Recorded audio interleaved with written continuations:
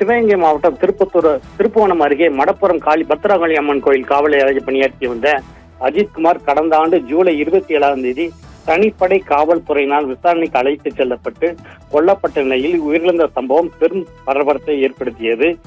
தற்போது இந்த வழக்கு நீதிமன்ற விசாரணையில் நடைபெற்று வருகிறது, நிலுவையில் உள்ளது.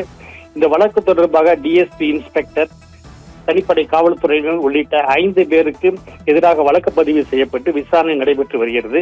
மேலும் நீதிமன்ற உத்தரவின்படி அஜித்குமாரின் குடும்பத்தினருக்கும் முக்கிய சாட்சிகளுக்கும் காவல்துறை பாதுகாப்பு வழங்கப்பட்டு வருகிறது.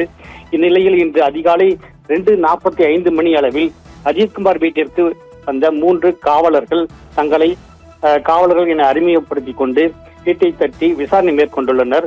6 நிமிடங்கள் நடைபெற்ற இந்த விசாரணையின் போது மதுரையைச் சேர்ந்த ஒரு பெண்ணை தேடி வந்ததாக கூறப்படுகிறது.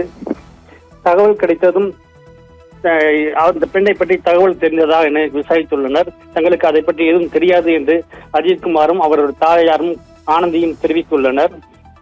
அஜித்குமார் தம்பி நவீன்குமார் தெரிவித்துள்ளார். தங்களுக்கு எதுவும் தெரியாது என்று கூறியதை தொடர்ந்து காவலர்கள் அங்கிருந்து சென்று விட்டனர். இதற்கிடையே இவர்களுக்கு அஜித்குமாரின் குடும்பத்தினருக்கு பாதுகாப்பு வழங்கிய காவல்துறையினர் அருகில் உள்ள மண்டபத்தில் தங்கியிருந்ததாக கூறப்படுகிறது. அவர்கள் காவல்துறை விசாரணையின் போது என்ன நடந்தது என்று கூட தெரியவில்லை. தங்களுக்கு அதனால் உரிய பாதுகாப்பு வழங்க வேண்டும் என்று அந்த அஜித்குமாரின் உறவினர்கள் குடும்பத்தினர் கூறியுள்ளனர்.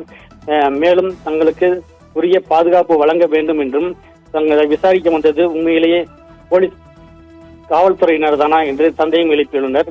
இதனால்